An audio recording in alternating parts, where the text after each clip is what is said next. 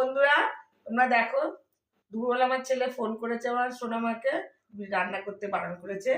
এখন দেখো বিরিয়ানি নিয়ে এসছে যে ছেলে, এই যে বিরিয়ানি নিয়ে এসছে, চিকেন বিরিয়ানি এনেছে। আমি তারপর আমাকে ফোন করেছে, ডিম সিদ্ধ করেছি, বাড়িতে রায়তা বানিয়েছে, এই যে রায়তা, তার সঙ্গে দোকান দিয়ে একটু সালাড দিয়েছে, এই যে, আর এটা দিয়েছে পুদিনা পাতার চাটনি।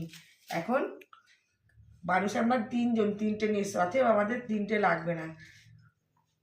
এই যে দেখো ঢালছি, আর ওই যে বসে আছে আমার সোনামার পাশে, ওই যে খুবটি মেরে, এই যে দেখো,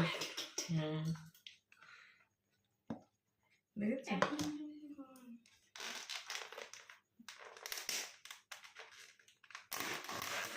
দেখো, এই দেখো, দেখেছো